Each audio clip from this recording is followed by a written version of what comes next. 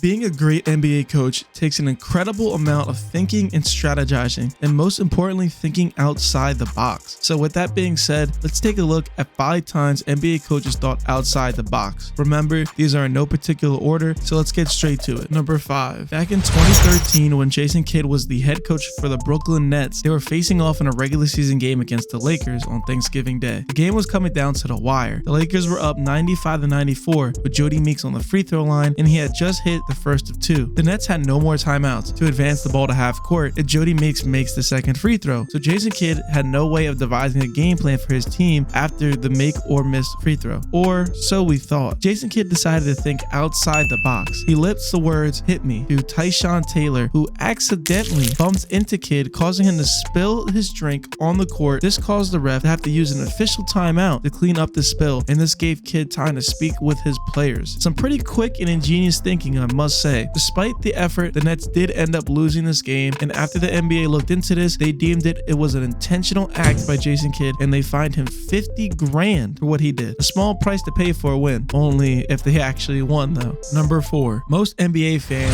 know of the Hack-a-Shaq rule, but for those who may not know what it is, the rule is when a team takes advantage of the off-ball foul rule. The Hack-a-Shaq is a tactic where a team continuously fouls the worst free throw shooter of the opposing team. This way, the player would probably miss a lot of free throws, and the team that made the foul can get the ball back faster. Well, in an attempt to limit a team's points per possession, coaches would send players to foul the opposing team's worst free throw shooter. This would prevent a team from actually being able to run an offense and lose out on possessions, and more times than not, the player misses the free throw since they shoot it so poorly. So who started this concept? Coach Don Nelson. He started it back in the 90s in order to try and force Dennis Rodman to the line while Nelson's Mavericks played the Bulls. The strategy failed to deter Rodman back in 97, and Nelson decided to shelf the strategy for the time being. That is, until they played against Shaq. 2 years later, Shaq was dominating the court, except when it came to shooting, especially free throws. Nelson used this against Shaq, and it worked precisely as intended, considering how poorly Shaq shot from the line. After seeing the results, many coaches took this strategy from Nelson and started exploiting the off-ball foul rule. This strategy continued on for years until the 2016-2017 season, when the NBA created a rule change in an attempt to halt the amount of times teams capitalized on this. The new rule changes went as followed. The original rule for away from the play fouls committed during the final 2 minutes of the fourth quarter or overtime resulting in free throws will now be expanded to the last 2 minutes of all fourth quarters. For inbound plays, intentional fouls by the defensive team before an inbounder passes the ball will be the same as an away from the play foul. Blatant fouling strategies by a team to send a player to the free throw line, such as jumping on an opposing player's back, will be called flagrant fouls. Prior to this rule change, such foul plays were not automatically considered flagrant fouls. Don Nelson was thinking so far out the box on this one, it actually changed how NBA defenses would go about defending teams in the fourth quarter of games. The rule was changed probably for the better, in my opinion. Number 3. It was Game 6 of the 1980 NBA Finals. Lakers vs 76ers. The Lakers were up 3-2 with the chance to close out the series and bring home the title. Unfortunately for the Lakers, their Hall of Fame center Kareem Abdul-Jabbar had gotten a bad ankle injury, causing him to miss this game. But fortunately for the Lakers, they drafted Magic Johnson in that year's draft and had a rookie who would become a top 5 player of all time. Head coach Paul Westhead made the decision to start the 6'9" Magic Johnson at center to fill in for Kareem. The Lakers went with somewhat of a small ball lineup, with their biggest player on the court being Jim Jones at 6'10". This lineup turned out to be a huge success, considering Magic Johnson, their point guard, playing the center position just as good as he played point guard. He went on to finish this game with 42 points, 15 rebounds, and 7 assists. Magic will become the first and only rookie to ever win the Finals MVP award. I know I talked a lot about Magic here, but Paul Westhead believes so much in his rookie point guard that he trusted him to deliver at the center position in a closeout game of the NBA Finals. Westhead thought outside the box on this one, and it won them a championship. Number 2. Mike D'Antoni's offensive innovations have been more outside the box than almost any coach ever. He was always ahead of his time. His big creation back in the 04-05 season was his introduction to the 7-second or less offense. D'Antoni realized how strongly constructed his Phoenix Phoenix Suns team was for this style of play. If you are unaware of what this offense is, it's actually pretty simple. Every offensive possession, the game plan was to get a shot at the basket in 7 seconds or less, with the intention of maximizing the most amount of offensive possessions in one game. DAntoni had Steve Nash, who was one of the most perfect point guards for this strategy, along with Amari Stoudemire, Barbosa, Joe Johnson, Richardson, Sean Marion. This team was stacked and fitted for this. In a league where shooting hadn't yet become prevalent like it is today, DAntoni saw the opportunity and realized the obvious: threes are worth more than twos, so let's shoot more of them. The Suns broke multiple three-point records and helped pave the way for teams shooting more threes in a faster-paced offense. Mike D'Antoni is a prime example of thinking outside the box. Number 1. Chuck Daly was the mind behind the bad boy Pistons. When it came to playing against the GOAT Michael Jordan, he had to come up with some kind of way to slow him down, so he thought outside the box. But at the same time, not really. He devised a set of rules called the Jordan rule, and it was quite simple: get as physical as possible with MJ, beat him down, make every basket tough, constant double teams, and force anyone else to step up. They were forcing his teammates to beat them. They would do everything in their power to limit MJ. It was kind of like an intense boxing 1, except this was more like a boxing 5. They had all hands on deck against Jordan. The Pistons were throwing every defender at him. It began with Joe Dumars and Dennis Rodman, who served as Detroit's primary defenders on Jordan, and extended to the likes of Lambert, John Sally, and Rick Mahorn, who were tasked with doubling Jordan and protecting the paint against him. Remember, this was at a time where hand checking was still legal. Teams could also get away with, shall we say, committing harder fouls than they do now. If Michael was at the point, we forced him left and doubled him, Chuck Daly explained. If he was on the left wing, we went immediately to a double team from the top. If he was on the right wing, we went to a slow double team. He could hurt you equally from either wing. Hell, he could hurt you from the hot dog stand, but we just wanted to vary the look. And if he was on the box, we doubled with a big guy. The other rule was, anytime he went by you, you had to nail him. If he was coming off a screen, nail him. We didn't want to be dirty. I know some people thought we were, but we had to make contact and be very physical. All these statements were from Daly and how he planned on executing his Jordan rules. It's nothing complex, but it was a way to make it as hard as possible on Michael Jordan. And we saw teams continue to do these strategies similar to this to other great players. NBA coaches have an extremely hard job. They must always be adapting, innovating, and making adjustments to better their teams. These coaches showed great examples of how to think outside the box. So which one was your favorite? What other coaches should have made the list? Let us know down below. And if you enjoyed the video, please drop a like. It helps a ton with the algorithm. And of course, thank you all for watching the Hoopaholics. If you're addicted to basketball, you'll be addicted to our channel. Have a great day, and we'll see you all on the next one.